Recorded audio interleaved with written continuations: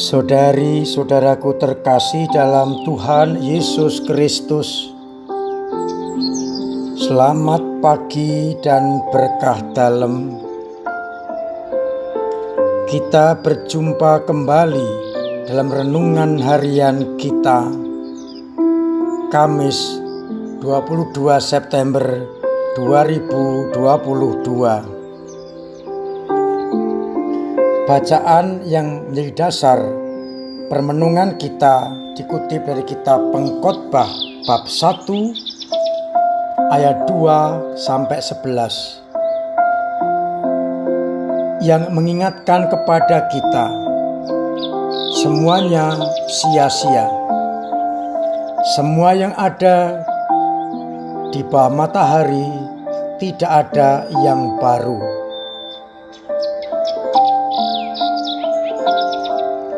Maka orang diingatkan agar mencari kebaharuan di dalam hidup rohani. Sedangkan pada bacaan Injil, kita mendengar reaksi Raja Herodes ketika mendengar berita tentang Yesus. Karena banyak orang yang mengatakan Yohanes telah bangkit dari antara orang mati. Ada yang mengatakan Elia atau salah seorang nabi yang bangkit. Herodes menenangkan diri dengan mengatakan, Yohanes kan telah kupenggal kepalanya. Siapakah gerangan dia ini yang kabarnya melakukan hal-hal besar itu? Lalu ia berusaha untuk dapat bertemu dengan Yesus. Saudari-saudaraku terkasih dalam Kristus, menarik bahwa Raja Herodes, raja besar, ketakutan, cemas ketika mendengar berita tentang Yesus yang kabarnya bisa melakukan banyak hal. Dan apalagi banyak orang mengatakan dia adalah Yohanes Pembaptis yang telah bangkit. Dia Elia atau dia salah seorang nabi perjanjian lama yang bangkit kembali. Situasi ini membuat Raja Herodes tidak nyaman, gelisah, takut karena kekuasaannya takut hilang. Ia merasa terancam oleh kehadiran Yesus Kristus.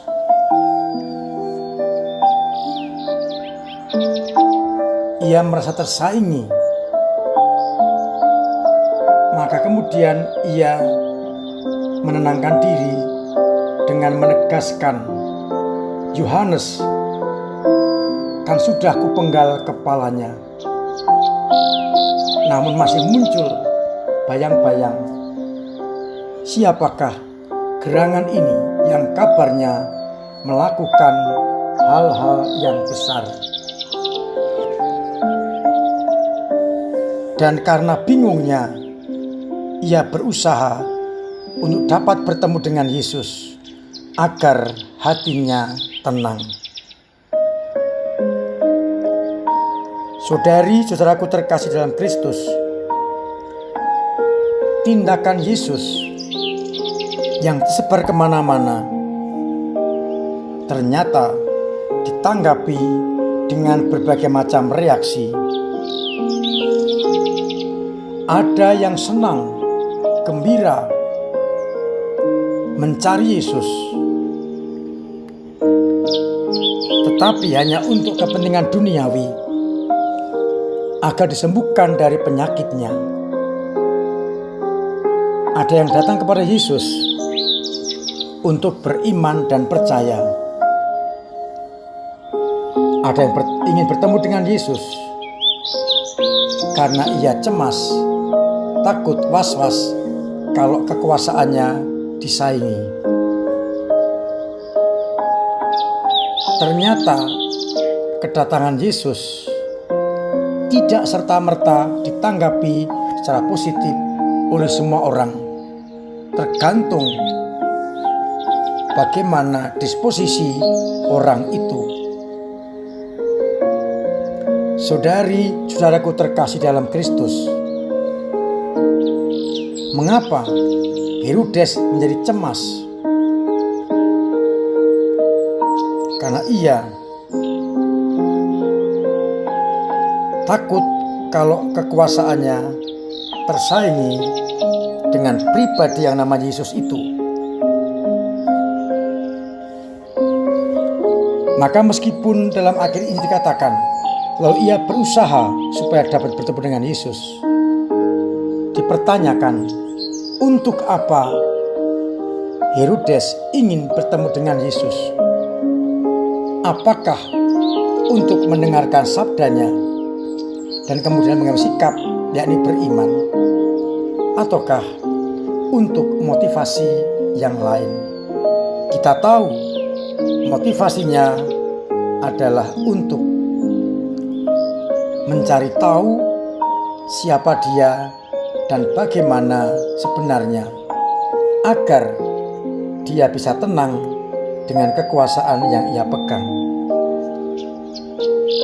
supaya ketakutan, kegelisahan, kekhawatiran menjadi tenang. Menjadi pertanyaan kita bersama, kalau kita mencari Yesus, apa motivasinya? Apakah seperti Herodes? Ataukah kita mencari Yesus karena kita beriman dengan teguh? Kalau orang hanya berpikir soal duniawi, pengkhotbah mengingatkan tidak ada sesuatu yang baru. Maka kita diajak untuk mencari sesuatu yang baru dalam hidup rohani kita. Dan kalau kita mengalami kehidupan rohani dalam mencari Yesus, maka kita tidak akan seperti Herodes mencari untuk kepentingan duniawi, mencari untuk beriman dan menyerahkan hidup kita hanya kepadanya.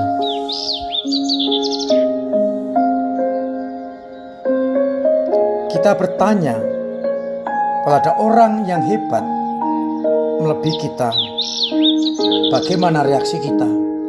Apakah seperti Herodes yang ketakutan, cemas, terancam?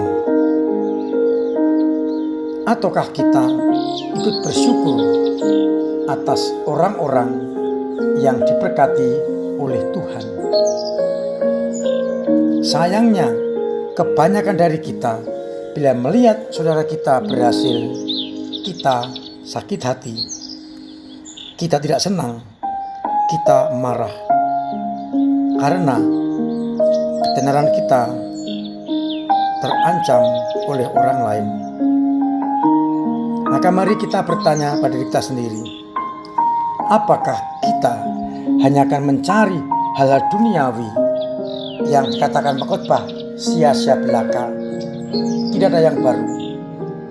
Kalau kita mencari sesuatu yang baru, harus kita cari dalam nama Yesus Kristus, agar akhirnya kita memiliki hidup yang baru dengan mendapatkan, menemukan, mencari Yesus, sang sumber sejati. Maka saya ulang pertanyaan permenungan kita hari ini. Kalau kita mencari Yesus, untuk apa? Semoga dengan demikian kita benar-benar mampu untuk menghidupi hidup rohani sambil mendengarkan sabda dan kehendaknya. Semoga kita dalam berusaha tidak sia-sia karena semua di dunia ini tidak yang baru. Tapi kita berusaha mencari yang baru dalam nama Tuhan kita, Yesus Kristus. Tuhan memberkati kita sekalian. Amin. Marilah berdoa. Bapa yang penuh kasih, kadang kami seperti Herodes yang mencari Engkau bukan untuk beriman, tapi merasa cemas, khawatir kami ketahuan berdosa. Semoga kami keubah menjadi orang yang mencari Engkau untuk beriman, untuk menyerahkan hidup hanya kepadamu, dan untuk bersama-sama boleh masuk dalam kerajaan-Mu. Buatlah agar kami setia dalam mengikuti Yesus Putra-Mu dan tidak mencari kesia-siaan. Semoga kami mampu untuk meninggalkan tindakan yang sia-sia, yang tidak berkenan padamu, dan mengganti dengan hidup yang selalu terarah hanya kepadamu. Bapa, kami berdoa untuk umat-Mu yang sedang sakit. Semoga mereka menyerahkan hidup hanya kepadamu dan bukan kepada kesia-siaan. Agar akhirnya mereka yang sakit Engkau sembuhkan. Yang punya beban berat Engkau bantu mengurai. Yang kesulitan ekonomi Engkau berikan rezeki yang melimpah, usaha yang baik, dan umat yang berbelas kasih, agar akhirnya semua merasakan kasih setia-Mu. Kami juga masih berdoa untuk Nawanto yang sedang sakit. Semoga Engkau jamah, Engkau hibur, dan Engkau angkat penyakitnya agar boleh kembali beraktivitas seperti sedia kala. Dan akhirnya semoga Engkau ya Bapa memberkati kami semua, Bapa dan Putra dan Roh Kudus. Amin. Saudari-saudaraku terkasih dalam Tuhan Yesus Kristus, tetap saya ingatkan, saya wajibkan mematuhi protokol kesehatan agar kita terbebas dari virus corona, perkuat imun, vaksinasi, agar kita pulih melawan virus corona dengan kekebalan tubuh kita sendiri.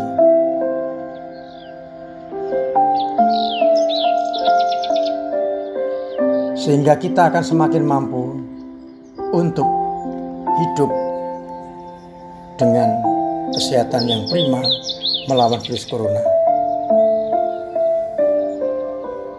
Saudari-saudaraku terkasih, terima kasih untuk partisipasi penjenengan semua dalam penggalangan dana, baik di Hotel Gripta hari Selasa dan Ekaristi bersama Rom Eko Rabu kemarin berjalan dengan lancar, dan donasi lumayan banyak. Meskipun masih ditunggu donasi-donasi lain demi perkembangan pembangunan gedung serbaguna kita.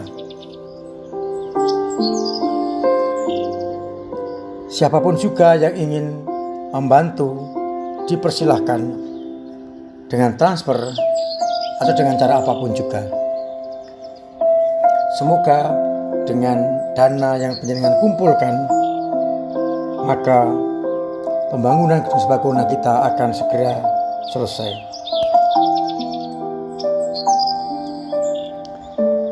Saudari-saudaraku terkasih dalam Kristus, saya ingatkan hari Minggu besok Misa Fajar jam 5:30 ditiadakan sehubungan dengan perayaan ulang tahun Kota Kudus.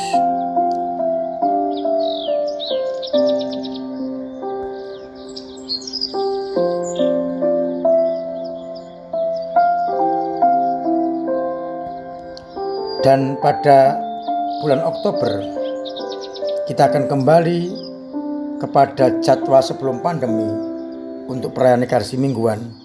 Sabtu sore jam 5, Minggu pagi jam 7, Minggu sore jam 5. Harap maklum dan mari kita penuh sukacita memenuhi gereja agar kita semakin diberkati oleh Tuhan.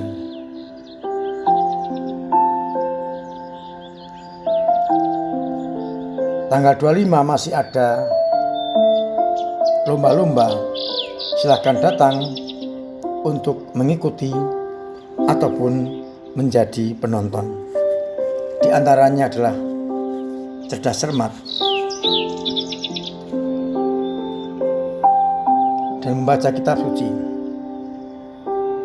Semoga panjenengan semua di bulan ini terus berani dan mau untuk membaca kitab suci. Akhirnya saya mengucapkan selamat pagi, selamat merenungkan, salam sehat, Tuhan memberkati.